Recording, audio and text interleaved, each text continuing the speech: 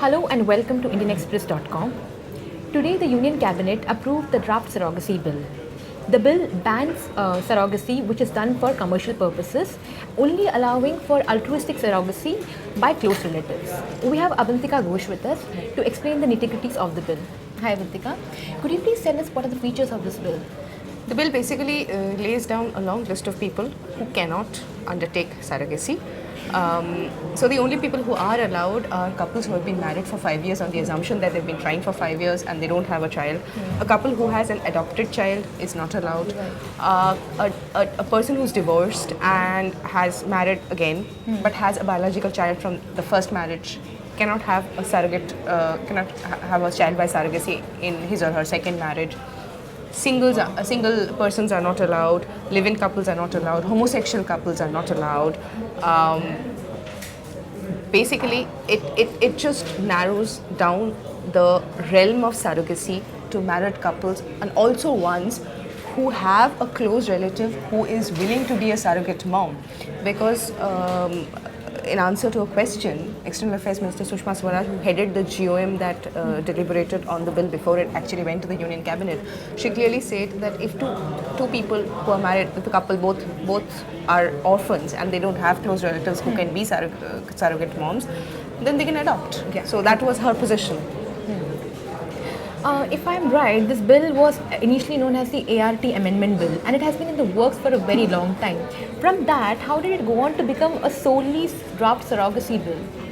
The government seems to have worked on the assumption that the only thing that's wrong with the fertility industry is surrogacy. Right. Taking away from the fact that there are zillions of other problems. You know, one of the things that the bill was trying to do is to segregate gamete banks and IVF clinics, because that is where a lot of the corruption lay.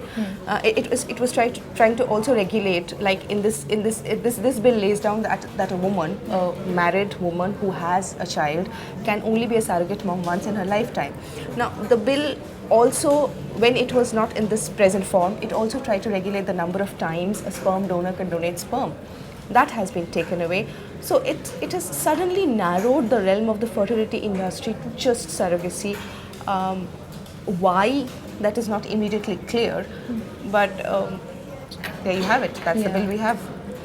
And in fact, there are two issues here. One, the issue of the commissioning parents, which you have elaborated upon so far, is also the issue of the surrogate mother. What about her right to exercise, to earn her income by whatever means she wants to? Maybe she's doing it out of her own volition. Of course, there's a class element here. Yes. It's only women belonging to a particular class, the poorer women, who are often who are the ones who rent their home. But also, she may want to do it. It might be just a source of income for her. So why does the government want to treat her as a victim? Additionally, the woman is, say, if she's a working woman, she's off work for a certain space of time. Right. After that, she may need time to recover, her body may need time to recover. So, who reimburses those costs? I mean, the loss of livelihood while she's pregnant, or post-pregnancy, the loss of livelihood, who compensates for that? These are issues which will need to be addressed and which have not been addressed. As I say, it takes an extremely narrow view of the fertility industry and of surrogacy altogether. And in a sense, it might just end up killing surrogacy altogether. Although there's a counter view that why not just go for adoption? That's a completely different argument altogether. But that's a person's choice. True. And also the government, it's only now that it's woken up to the adoption thing and it's made the changes in the law. It's allowed singles, women and all that. But through all this time, what was the government doing? Adoption also, as a, we are a very quote-unquote conservative society, and we put a huge premium on one's own child. So all those issues were never addressed. Suddenly you spring this adoption thing on people and say, you don't need surrogacy, you need adoption. It doesn't work like that. It just shows that whoever in the government is dealing with this is absolutely blind to social realities. Thank you very much for that really informative discussion, and thank you for watching us.